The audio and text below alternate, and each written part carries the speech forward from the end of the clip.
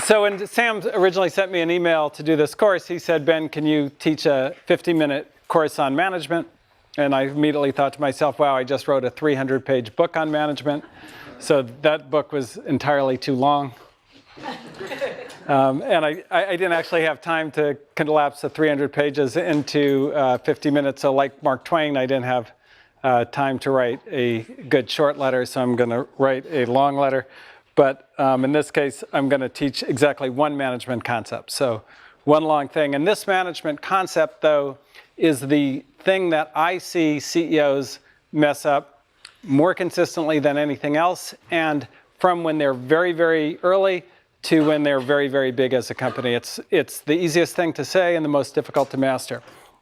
And the concept in musical form, whoops, pardon me, very sensitive.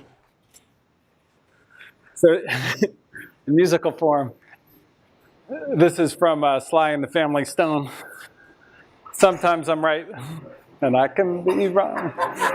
My beliefs are in my song. So, no difference what group I'm in.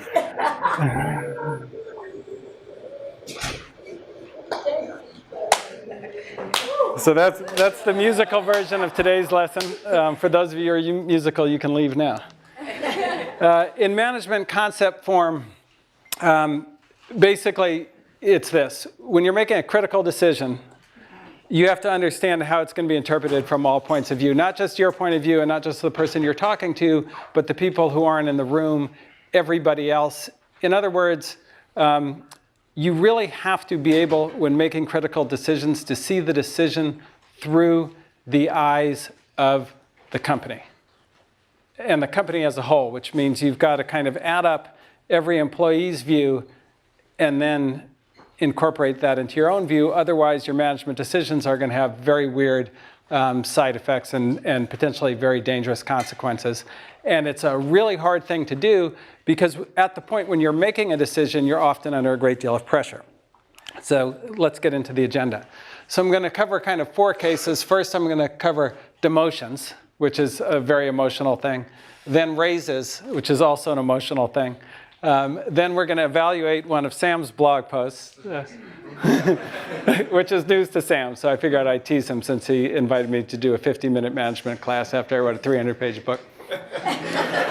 And then I'm going to talk about history's greatest practitioner at this, and I'm wearing a shirt with him on it, and kind of how he used it to do something that nobody had ever done before in human history and has never done since in human history, but basically complete mastery of the technique I'm going to talk about. So, first business example, you've got an executive, and do you demote or do you fire him? And this comes from an actual conversation, an actual real-life situation that I was working on with the CEO.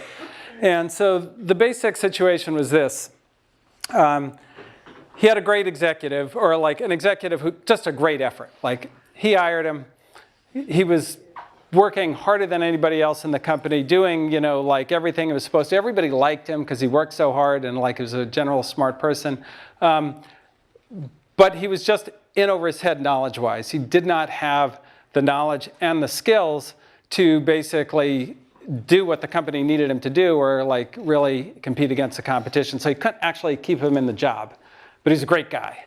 And, so the question is, well, should I fire this person or can I just move him into a lower role and bring in a person above him, and then that'd be real cool. So let's look at how you kind of make that decision.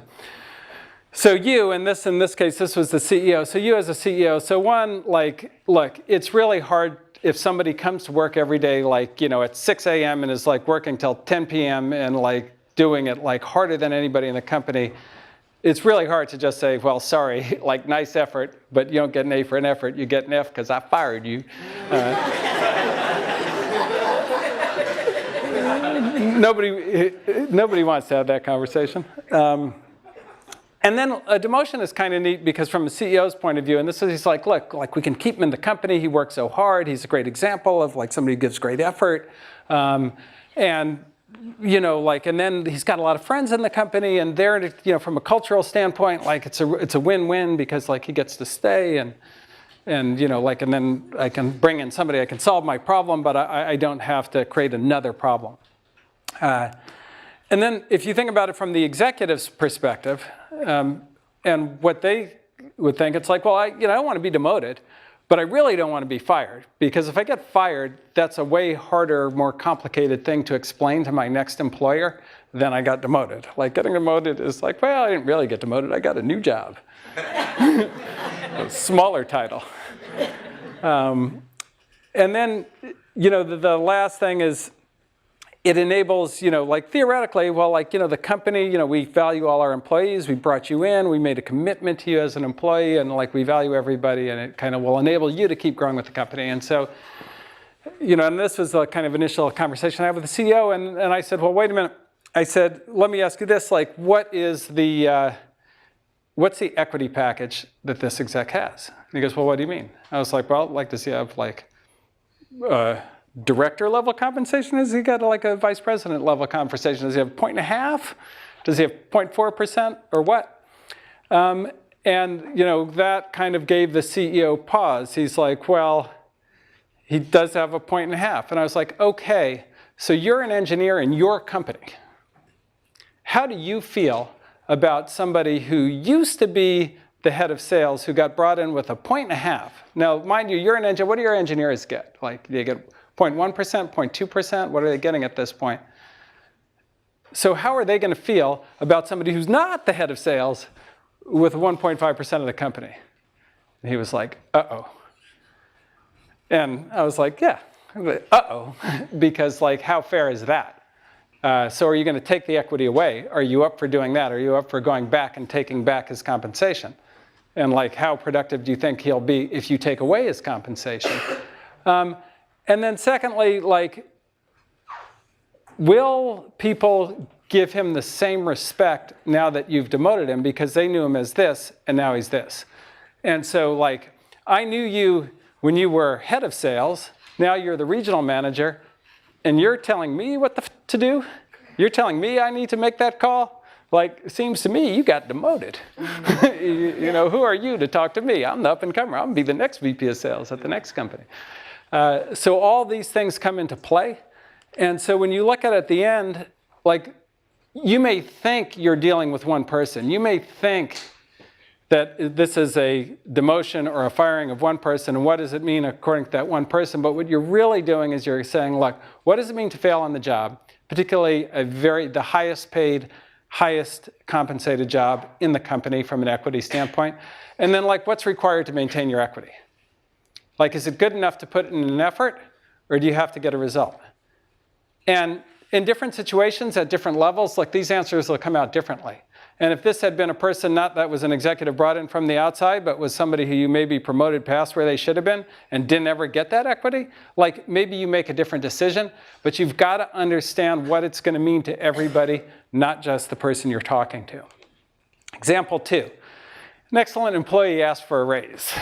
Good employee. This isn't like the last employee. This is like a really good employee. So excellent employee asked for a raise. So look, your first thing is like, they're really good. They asked me for a raise. They didn't ask me for no reason. They asked me because they think they deserve it. I want to retain them. Like, I want to be fair. They've done a great job. I want to be fair. And like, you know, I know that if I give them this raise, like, it's going to be all love coming my way. It's going to be, if I gave you a raise, we're good, you know, like, we're boys. Me and you. You got a raise. It's awesome. So, like, you know, from your perspective, you know what you want to do when somebody asks you for a raise. And then if you look at it, okay, well, what about from their perspective? How would they, like, take it if you gave them the raise? And now you have to remember, the employee, for them to get to the point where they've asked you for a raise, this is not something they just like woke up one morning and like, I'm going in and asking for a raise, right? Like this is something where they've thought about it a lot. They've, compared their other options. They may have an offer from another company. It's something their spouse probably has been talking to them about. And so it's a serious thing. And so if you give it to them, they're very likely to feel very good about it. Like they may be like paranoid about like, why are you giving me a raise? But very unlikely, much more they'll feel like.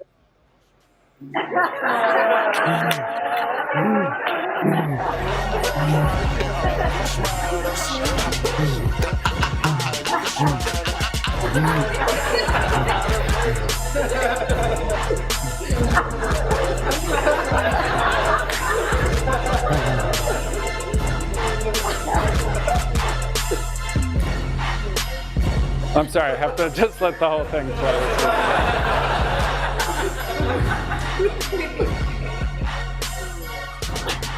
And that's, for those of you who don't know, that's Bobby Shmurda and Rowdy Rebel doing the shmoney dance. But that's likely the reaction you'll get. So there's a lot of momentum to say, yes, look, they read Cheryl's book, they leaned in, and I'm going to reward them for doing all that, which is, and by the way, that book is very good advice. So I'm not knocking Cheryl on that. I don't want you to be misinterpreting me. However, there was going to be a however. What about, you have to think about it through the point of view of the employee who did not ask for the raise. So the employee who didn't ask for the raise, they may be doing a better job than the employee who did ask for the raise. And in their mind, they're going, okay, so I didn't ask for a raise and I didn't get a raise, and they asked for a raise and they got a raise. And so what does that mean? That means, one, like you're not really evaluating people's performance. You're just going, well, whoever asks gets. So that means like, I either need to be that guy who asked for the raise, like, and that's just not how I feel. Like I do my work and I don't necessarily want to ask for a raise, or like I just need to quit and go to a company that like actually evaluates performance. And then, so you could really make the person who doesn't get the raise feel like pretty pissy about it. And don't think that when somebody's walking down your company doing the shmoney dance that other people aren't going to notice. Like, so they're going to be fired up about that raise. They're saying, you can say, oh, this is highly confidential that I'm giving you this raise. It's not confidential. And then the cultural conclusion is going to be everybody in your company is going to feel that they now have a fiduciary responsibility to their family to ask for a raise all the time. Because if they don't, then they may be missing out on a raise that they would have otherwise gotten. And like you talk to any experienced CEO and they will tell you this is true. Like if you give out raises when people just ask you for them, like that, you will have a lot of people asking you for raises. That is called encouraging behavior. So what do you do? And really the right answer on raises is you have to be formal. And you have to be formal to save your own culture. And I know this is the thing that causes people running startups fits, because it's like, well, I don't want like a lot of formalities. I don't want a lot of process. I want it to be organic. We want to do yoga. We want to only smoke organic weed. Sorry, that was like a Peter Thiel kind of way.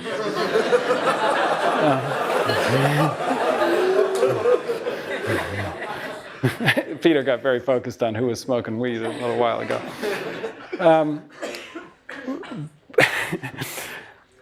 But like the process actually protects, it protects the culture, because what it does is it says, look, we're going to look at all the inputs. We're going to have a formal way of saying, anybody who wants a raise, come talk to me. Like, I'm not going to give you a raise, but I'm happy to hear your story.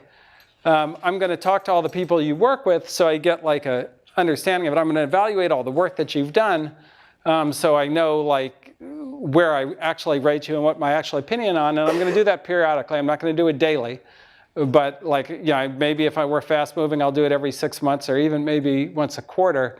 And at the end of that process, I will tell you what your raise is. And I will tell you if you're getting one or if you're not getting one. But I'm not going to do things off cycle. I'm not going to do things when asked. There's like one process and that's it. And when I used to be CEO, and I had like executives, it's the bigger you get, the harder this gets, because the more aggressive the people working for you are. Because to get to be an executive, it turns out you often have to be pretty aggressive in this world. And in most companies, like, that's how you get to that level. You know, I would go, look, you can lobby me all you want, you know, after the process is done and I give you your raise, but you know what? I'm not hearing it, because I already went through my process. I got your input going in. I got everybody else's input. I've got so many people. I've got so much money, and you got what, like, I believe is right. And having a process like that basically gets people to be actually more comfortable. They're more comfortable because they don't have to always be on edge about, like, am I asking for what I deserve? Or am I getting, like, aced out because of who I am, what I look like? I'm not buddy-buddy. I'm not at the golf course with you, or I'm not doing whatever you like to do. Or, you know, I don't have to worry about any of that because I know your process. I know your process is, like, you're going to evaluate everybody, and then you're going to give them what's fair. And so that's a much better way to handle that. And it means that you're actually understanding what everybody thinks, not just the people you're talking to at the moment. Okay, so now we're going to get into some fun stuff. We're going to evaluate Sam's blog post, which is actually, there's some very good things in it. And then there's some things I'm going to discuss. So this is the excerpt. Most employees have only 90 days after they leave a job to exercise their options. Unfortunately, this requires money to cover the strike price and the tax bill, and I'll explain this a little more later, but I want to read it first. For the year of exercise, blah, blah, blah. This is often more cash than an employee has, and this is the key. And so the employee often has to choose between, like, leaving the job and walking away from the vested options, i.e. the money that she has because she can't afford to exercise, or being, like, locked into staying at the company basically for all the wrong reasons. It's a particularly bad situation when an employee gets terminated. And I'll get into that, and that's a really key point. This doesn't seem fair. The best solution I've heard is from Adam D'Angelo, a very, very smart guy at Quora. The idea is to grant options that are exercisable for 10 years from the grant date, which should cover nearly all the cases, you know, whatever happens with the company.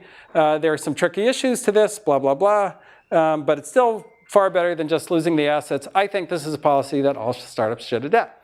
So our question is, well, like, was Sam right? Is this a policy that all startups should adopt? So let me first explain again what the policy is. So currently, the way almost every stock option package in Silicon Valley works, and in all of startup world, is this, that your stock vests, you get stock, it vests over a period of time, but if you leave the company, when you leave, you have, and it depends on the company, but I think it's 90 days to exercise. So yeah, so 90 days. And if you do not buy your stock in that period, it's gone. Like, it's not yours anymore.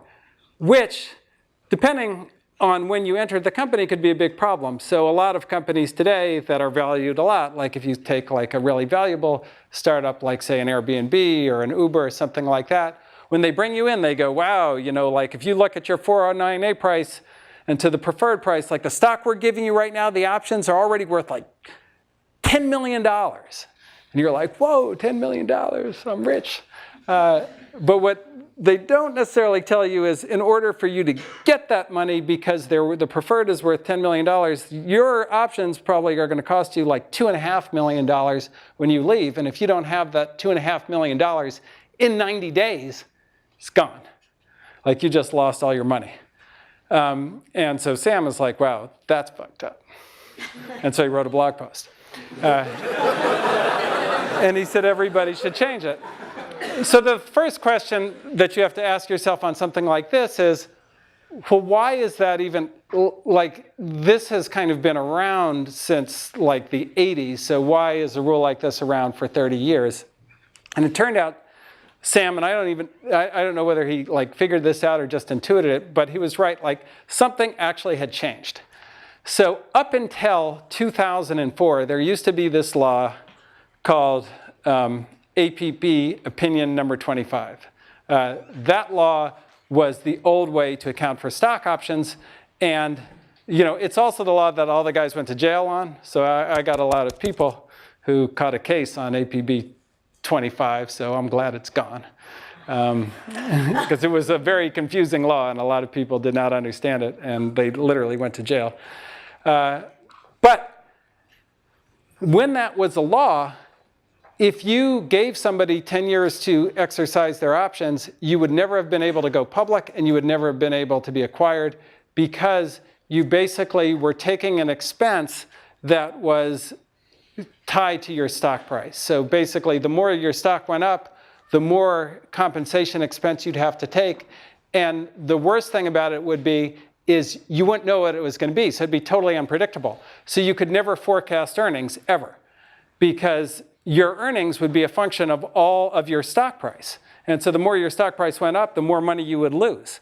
And in those days, people did not look through stock option expenses. So like it just wasn't doable. And that's why everybody's agreement was written at 90 days. So that's why it's there. So absolutely, it's the right thing to question it being there. Are you guys following? You get this? This is like more complicated than the first two examples, but a very important one. Okay. Then, so your perspective on this, if you've got employees, is you want to be fair. Like nobody wants to like hire, hey, you get all this stock in 4 years, psych, right? And especially like when you fire someone, hey, you're fired. I feel real bad about it. But, you know, guess what? I'm also going to take all your money too. Must not feel that bad. So like that's kind of like a problem. But you also, and this is the thing that you've got to keep in mind, you also have to think about the people who are staying and you want to reward the people who are staying. Now, the perspective of the employee who leaves, and this is really critical because this is your reputation, right? Like I worked like, you know, a year's work, like where's my year's pay? And then, okay, so now you're telling me about this 90-day exercise and I know it was in like the fine print of my stock option agreement, but my hiring manager never told me about that. They never told me I was gonna need like $2 million to get my stock, which I don't have. And like, so if I was rich, like I'd get my stock, like that's not fair. And so like, you know, now I'm fired and then I'm screwed and guess what? You know, I'm gonna tell everybody like how you like screwed me over. And so that's a real reputational problem. So that's something that you've got to consider in setting this policy. But then you also have to consider the employee who stays. And one thing that they're going to ask themselves is, look, they're leaving. And every time anybody leaves, is it like, was that smart? Like that's something because these are people who, right, your employees know each other better than they know you. In any company, I don't care what company you are, but like often the person they're really working with is going to be the person they know more. And so if that person leaves, they're going to go, well, like should have I left too? Like what did they get and how does that compare to my deal? And so like if we look at the situation and we try and analyze it, there's a lot of components to it. So first is like companies tread a lot of people around here. And I think like really the average is somewhere around 10%. It's probably getting higher, particularly if you're in San Francisco, it's getting higher just because of the nature of the culture there. And then Silicon Valley companies dilute like 6 to 8 or even 10% a year for employee options. And you have to keep in mind that as mean as it may be, if that employee leaves and can't exercise their options, then those options come back to the pool where you can potentially give them to people who are already there. So you're actually taking less dilution. So that's something that you have to think about. I'm not saying you have to act on it, but it's something that you have to think about it. Then secondly, look, losing all your stock is a very big incentive to stay. And that can be good news or bad news, right? Like it can be good news in that like you get to keep somebody who you might have lost. It can be bad news in that you kept them for the exact wrong reason, right? Because they have handcuffs on them. And so, you know, you may get like an employee who's worse than not having an employee. But on the other hand, a 10-year option on a highly volatile security, for those of you who have taken that class, anybody taken that class, that's valuable, right? 10 years options are volatility and length. That's the value of an option. Well, 10 years on a startup stock, that's a big valuable thing.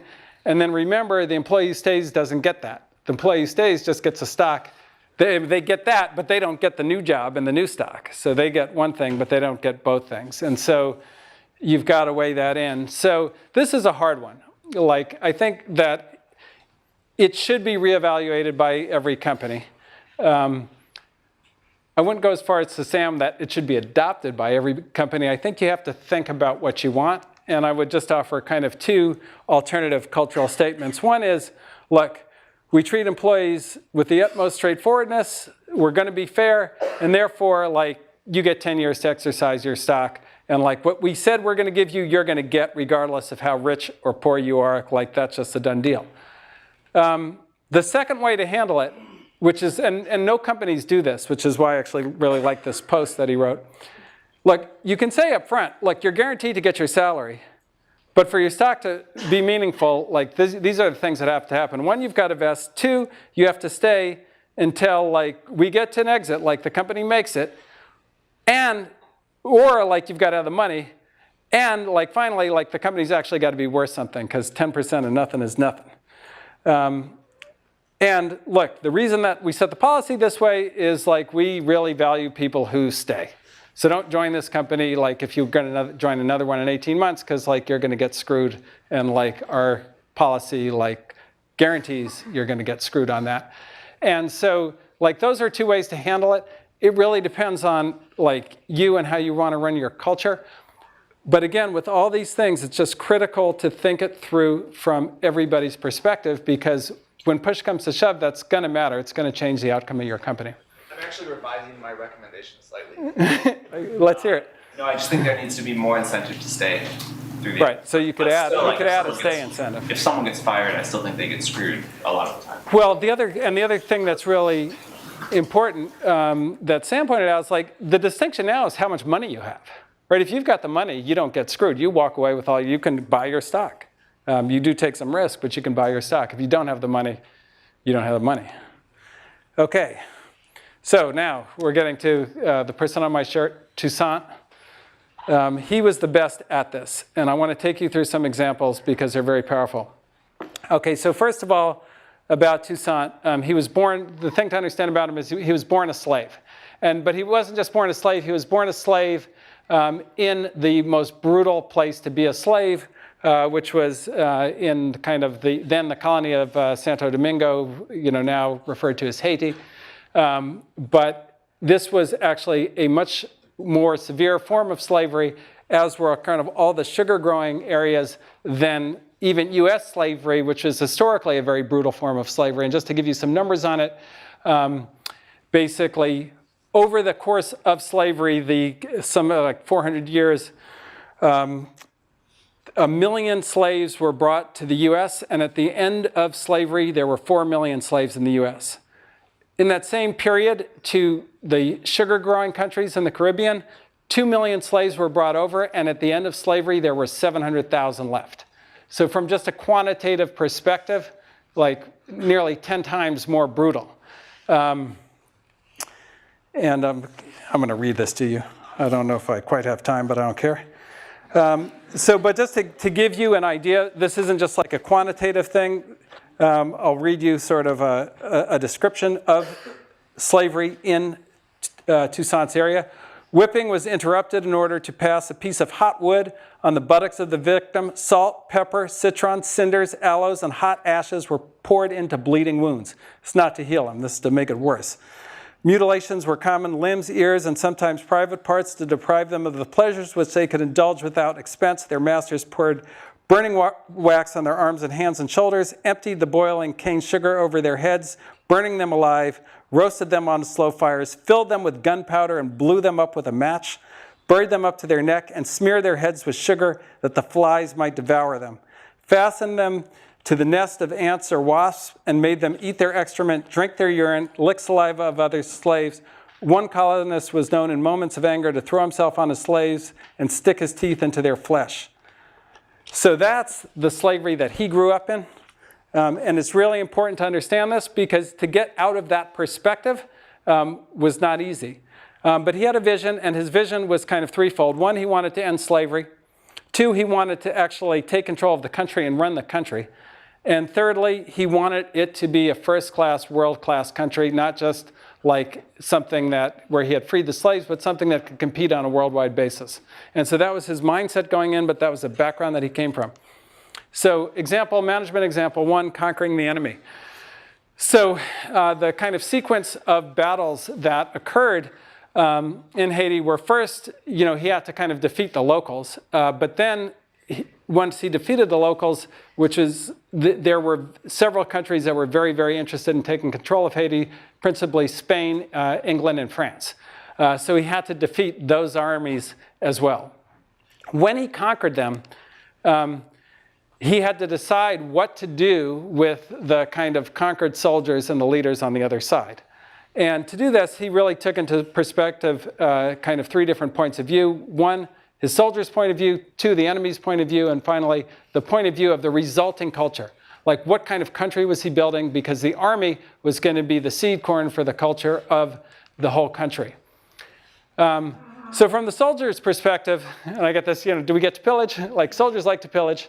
They get stuff. It's something for their work. And like the second thing is they're trying to kill us, so we should kill them. Like, that's the basic perspective of the people who are fighting for him. So the most important people to Sant. Now, I put pillage up there, and so a couple of things to note. One, I didn't put rape up there, and very interestingly, like, not only did he not allow rape among his army, but he didn't even allow his officers to cheat on their wives. And if they did, he'd get rid of them because he was so concerned about the resulting culture. What was it going to be? Was it going to be productive? Was it going to be best in world? Or was it going to be something less than that? And so that was his mindset going in. His army was actually famous for not pillaging. So they were actually already used to this. They were famous for not pillaging. And this was one of the most surprising things to the conquered people, to the point where in Haiti, he had a reputation where even the white people were like very impressed with him just because he would go in and go into their city and not pillage, even though he would win. But again, this is because he took a long view of the culture.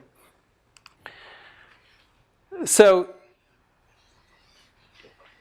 and this is a kind of important subtle point which gets him to his conclusion, but he believed that the culture of Haiti, because it was a slave culture, sugar plantation culture, was just pretty low grade to what he had experienced in Europe when he dealt with the Europeans.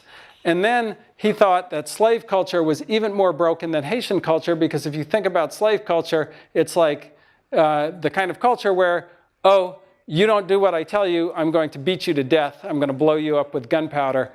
If you think the kind of behavior that ensues from that, that was the culture he knew he needed to replace. He knew he needed to upgrade. So his solution was, when he conquered the British, or he conquered the Spanish, or he conquered the French, he would take the very best people from there and he would make them generals in his army. So you probably didn't expect that. So here are the guys trying to kill him. He's leading a slave revolution. And when he conquers the enemy, he actually incorporates them into his army and makes them part of that, because he wanted the expertise and he wanted the culture to be at a much higher level. So the second question he had, this is even more complicated. What do you do with the slave owners? So you're leading a slave revolution, you take control of the country, what do you do with the slave owners? Three perspectives again. So for the slaves, like, come on. Like, if you're a slave and you win the war against the slave owners, like, you want to kill them. There is no question. And not only do you want to kill them, but like, that's your land now. Like, we won. Like, F you. From Toussaint's perspective, it was more complicated because he wanted Haiti to be a first world country. And sugar was really important. And the whole slave economy was a sugar economy. Then, on the other hand, he was a slave, and he's got to be pretty upset, particularly given the type of slavery. But he had to consider, he didn't know how to run a sugar plantation. And then, he didn't have any business relationships on who to trade the sugar with. But on the other hand, war, you win the war, you get the land. That's a pretty, basic rule. So what to do? And then if you look at the slave owner perspective, it's pretty interesting because, they're coming at it from the, and this is the point of view that he actually had the discipline to understand. They were coming from a cost structure that was predicated on slave labor. So, like, their business didn't work without slave labor. Like, literally, if they had to pay people, like, their cash flow wouldn't work. They paid a lot of money for the slaves up front, and they paid a lot of money for the land. So in their mind, like, to run it, like, that was like, that's how business worked. Like, you can't just like change the economics and have it still work. And then they knew they had like some power because of the position they were in. So what was the answer for the slave owners? So the solution was like, 1, I'm going to end slavery. 2, I'm going to let the slave owners keep their land. 3, I'm going to make them pay their workers. So there are no more slave labor. You have to have paid workers. But in order to fund that, I'm going to lower their taxes. You guys ought to be kind of impressed with that. Like, lower the taxes of the slave owners after you defeat the slave owners and like end slavery. But he had a bigger goal. He wanted a stronger culture. The way he treated those slave owners, the need to keep the economy going was important. And then, like, let's look at the results. So first of all, Toussaint's revolution is the only successful slave revolution in the history of mankind. There's never been another one. There may never, hopefully, we won't have slavery in a big way, and there won't be another one. So, like, he's it. 2, the plantation owners kept their land. 3, he defeated Napoleon. He had a booming economy and a world-class culture. Under Toussaint, Haiti had more export revenue than the United States. So that's how successful he was in the revolution. And this is the power of looking at a situation not just from your point of view, but from the point of view of all the constituents, even the people you hate, which is hard to do when you're CEO and harder to do when you're leading a revolution. So just look, in conclusion, the most important thing that you can learn as CEO, one of the hardest things to do is you have to discipline yourself to see your company through the eyes of the people that you're working through the eyes of the employees, through the eyes of your partners, through the eyes of the people who you're not talking to and who are not in the room. Thank you. And I'll take questions. Yes, sir. How is your time to demote an executive in your company? What is the best way to handle the conversation with him and her? And how do you communicate the message to the rest of the employees? Because they might be fearful, but they can also suffer the same fate. Right. So this is a great question. Yes. So the question is, so if you've got to fire or demote an executive, 1, how do you have the conversation? And then 2, like, how do you explain it to everyone else? Because, like, it's clearly some kind of failure. You failed on hiring, you failed on integrating, they failed at their job, like it's a failure. And so I would say, look, the first thing is when firing the person, you have to really try to be honest. And, you're feeling like you failed. And I think a common reaction is like, then there's a couple of common reactions. 1 is like, you just suck, and like, so like, I'm firing you, screw off. That's not good because it's not really true. It may be like, you're feeling that way. And then another kind of common mistake is just to be like, too mushy. It's not you, it's me. And it like feels like some kind of weird breakup with an ex-boyfriend that you really didn't like. But generally, like, when you hire people, like, you try to hire the very best, and you hire people who are qualified to do the job. And generally, the reason that they fail in the job is you made some mistake in the hiring process in that you didn't match them to the needs of your company accurately enough. That's the number 1 reason why this fails. And so that's generally a good place to start, to say, look, here's how we are, and here's what I didn't recognize about us and about you when I made the decision, and now, like, it is what it is. So we're going to have to move on. And then when you talk to the employees about it, like, this gets different, which is, look, you can take somebody's job, you have to take their job, and this is something Bill Campbell taught me, but you don't have to take their dignity. And so it's not necessary to get up in front of the company and say, I blew that motherfucker out, I capped his ass. In fact, it's not good because nobody feels good about that. Like, you might feel like proud of yourself, but like nobody else feels good about that. The right thing to do is just like thank them for their work, like let people know that they're moving on. And you don't really have to explain all their personal details. It's more important to leave them with their dignity and like let them go on to live another day, because like what you say at that meeting, that's their reputation, because everybody in your company is going to get a call on that person when they try and get their next job. So if you start saying like a bunch of BS about them, like that's not going to be good. And it's not going to get interpreted as like we screwed up. It's going to get interpreted as, he screwed up. And so they're kind of two different things. You have to be very honest with them, but you have to make sure you preserve their dignity when you talk to the company. Yes, sir. So I was reading your book yesterday, and I started getting hard conversations because of. Sorry about that. Yeah, like we're loud enough swear. And so one question for me, and I think for everyone, is how do you, in particular, dealt with all the stress? Like, was it like meditating, hip hop? What did you do? So the question was, how did I deal with all the stress of being CEO? And the answer is, I used to be 6'4" and good looking. So clearly not very well. I get asked that a lot, and I really don't have a great answer for it. I mean, I think that I have a wonderful wife who's sitting right here, so I'll say that. So if you're married to somebody who's supportive, that makes it like 1,000 times easier. If I wasn't, I would definitely probably be dead. But the one thing with stress is you've got to keep your focus on what you can do, not what happened to you. And it's a really hard thing to do, because it's constantly, and people are always asking you about it, like, what the fuck are we going to do? We're going to die. We're running out of cash. It's all going to be over soon. But you can't focus on that. You have to focus on, okay, like, what are my options? What can I do? And where can I go? And the better that you are at that, the kind of higher your chance for success. Yes? How did Toussaint get the French journalist to work for him? Like, what was his pitch? Oh, so this is a great question. How did Toussaint get the French generals to work for him? And the reason was they were so shocked that he didn't kill them.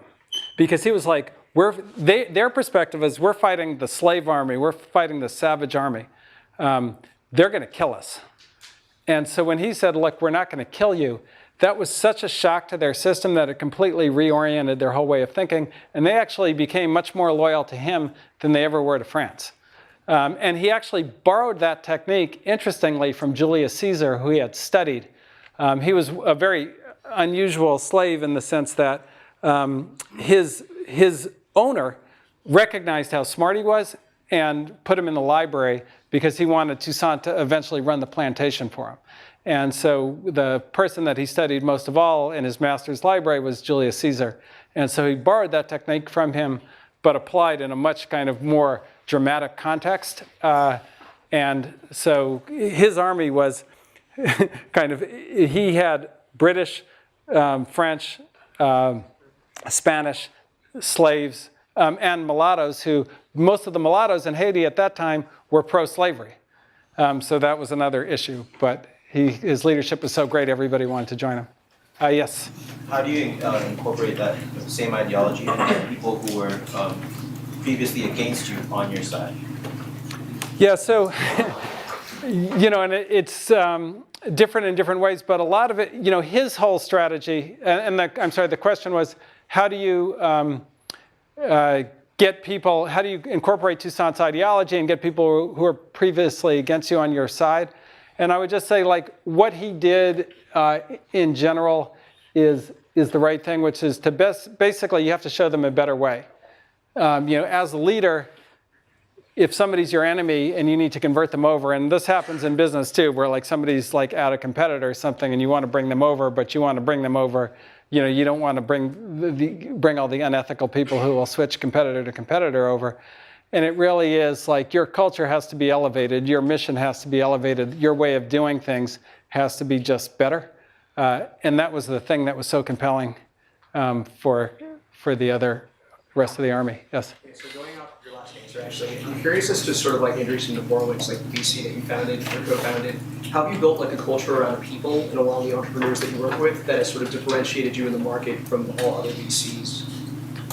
Probably not the best question for me. I could ask Sam that. I don't know. So the question is, have we built a culture at Andreessen Horowitz that has differentiated us from all other VCs?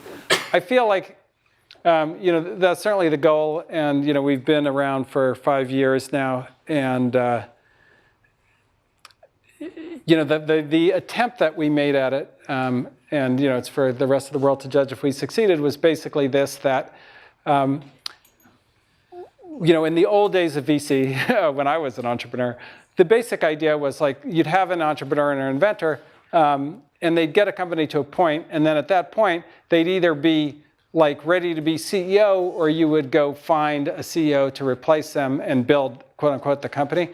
Our kind of cultural philosophy was, look, the founder inventor is special, so we're going to design the firm and the culture of the firm to help the founder develop into a CEO, and so we do a lot of systematic things different. The two biggest are, one, all of our partners are kind of founders, CEOs, so that you get somebody, our original motto was some experience required. That's a joke. If you were going to advise a CEO, you have to have kind of been a CEO. Imagine that. That's why I like Sam. He used to be a CEO. He doesn't talk about it that much, but he was a CEO and good at it. And then the second part is that a professional CEO would bring in the old days, is a network of just tons of people that he would know from like all kinds of guys who bought technology at big corporations to like important partners in the field, like guys like Google and Facebook, to people in the press that he or she might know, and so forth. And so we try to basically build that network on your behalf at the firm, and I think we do a better job of that than anybody else. So those are the way that we try to be different. One more question. Yes, one more question. Yes, the front row. It seems like putting yourself in other people's shoes is very important in management. So can you give us some tips to do it in daily life? Yeah. So. Yeah, so putting yourself in other people's shoes is difficult in management. Can you think about how to do it in daily life? It's hard. It's hard in daily life. It's even harder in management because it's the stress of the moment, right? Like a great employee is asking you for a raise. It is very hard not to respond. Because like you do not want to lose them, and like they're not asking you for a raise randomly. They're asking you a raise for a reason. And so to say, okay, particularly if you don't have a process in place to go stop, like back out. I would just say, and it's a key thing in being a leader, is you've got to pause yourself. Like if somebody comes to you with something that you know is important, but you want to feel like, when you're a leader, you want to feel like you have all the answers. Like right now, you guys are asking me questions. If I don't know the answer, I'll make something up. Because I want you to think I'm real smart. And it's important, I'd say the most important thing is to pause. Like, so if you know something is really important and you haven't thought it through, it's just to say, look, I'm taking this really seriously, but I have to pause because I have to think it through from all perspectives, and I'm going to come back. And I end up doing that a lot, just because there are a lot of things that you run into that you haven't seen before. And I'll tell you, most CEOs, including myself, learn this the hard way. You walk in, you kind of step in it like 3 or 4 times. You go, okay, I'm going to sneak away with this. Nobody's going to see me give them the raise. I'm going to do it, and it's going to be all under the covers, confidentiality, baby. And then like it comes up and it blows up in your face 3 weeks later, and you're like, oh my God, like what have I done? Or 3 months later, or even a year later. And then, once it's a year later, it's a huge problem. Like, so you've taken what's a little emotional problem and you've turned it into a forest fire. We call it like the kimchi problem. The deeper you bury it, the hotter it gets. It's a Korean joke. But it takes practice. I would say it takes practice, and it's very difficult to do. And I'd say, like some of the my friend Bill Campbell, this is his big skill. Like this is what he's so great at. People always try and describe him to me and I'm like, that's not him at all. That's not what he's good at. Like, he's not good at that or that. He's good at this. He's good at seeing the company through the eyes of the employees. And it's, like I said, if you're good at that, you'll be very likely an elite leader. So thank you. Thank you.